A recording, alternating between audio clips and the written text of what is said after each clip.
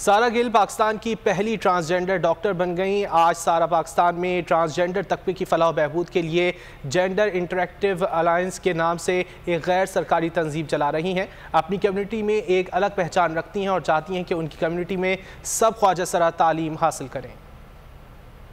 मेरी रिक्वेस्ट है, please please don't do this with us. हमारे साथ ऐसा मत करो। आप लोग ना इस कम्युनिटी को ना बहुत प्रोवोक कर रहे हो उनको।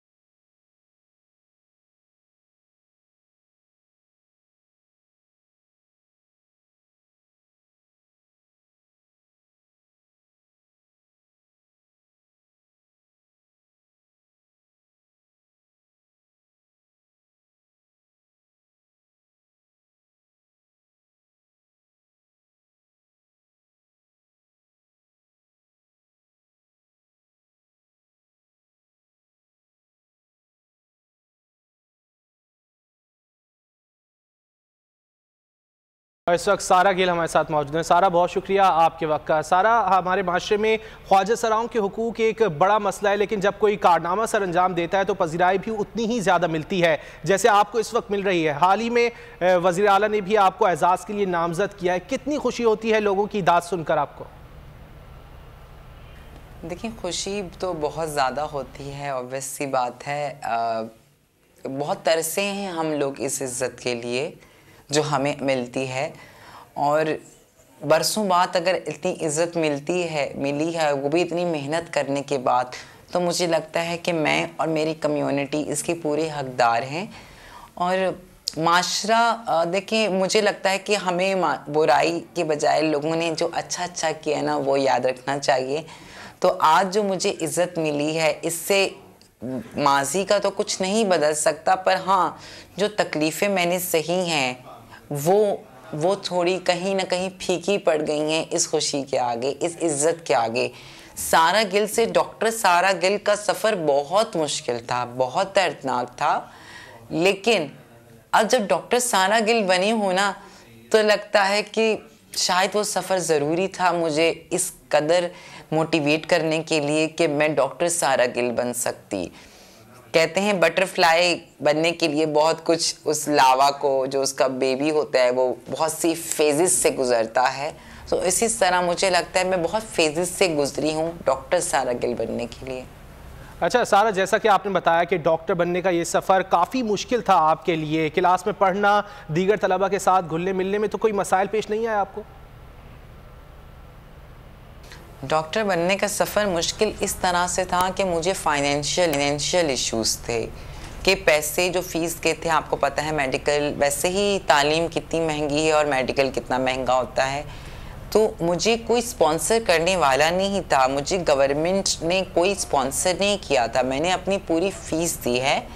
तो ये बहुत मुश्किल था। मैं रात में फंक्शन जाती थी, सुबह एनजीओ आती थी, शाम में पढ़ती थी। 9-9 10 महीने मैं गैप लेती थी कि पैसे जमा करूं, और वो पैसे जमा करके मैं फिर एक एक पेपर करती थी। मुझे अभी भी याद है कि मैं 3rd ईयर का पेपर एक एक करके दे रही थी। हालांकि मुझे सारा आता था, मतलब मुझे पता था मैं पास हो जाऊंगी मैं चारों पेपर में, पर मैं एक एक करके दे रही थी, क्योंकि अगर मैं दूसरी क्लास में जाती हूँ तो मुझे फ़ीस देनी पड़ेगी, और मैं फ़ीस नहीं दी तो लेट चार्जेस लग जाएंगे।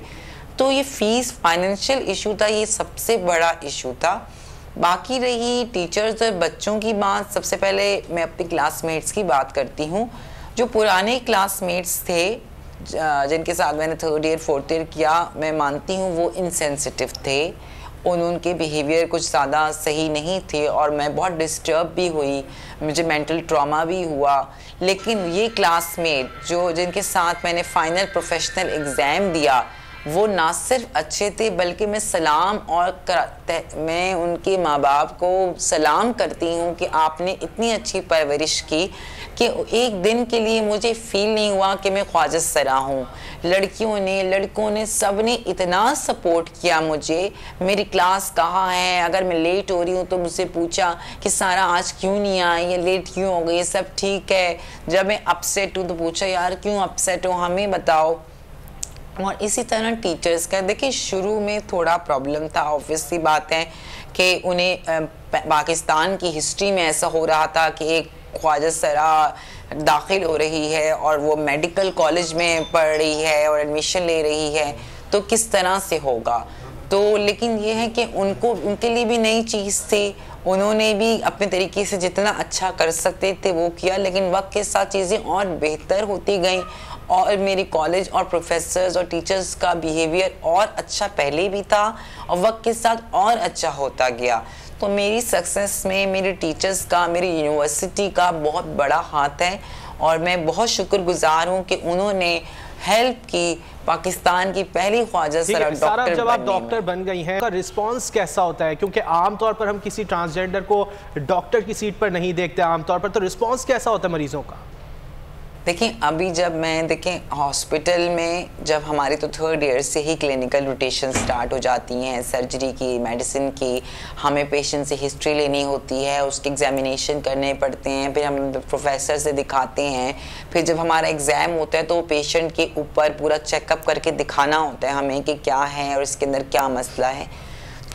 तो मैं सच कहूँ, एक तो मुझे मेरे लुक्स का बेनिफिट है कि मुझे पहचान में नहीं आती कि मैं ट्रांस हूँ, ज़्यादातर लड़की के तौर पर लेते हैं, तो शायद इस वजह से या जो भी वजह है, लेकिन मुझे पेशेंट मुझसे बहुत फ्रेंडली रहते हैं, मुझे ऐसी ऐसी हिस्ट्री दे देते हैं जो बाकी लोगों को वो नहीं दे रहे होते।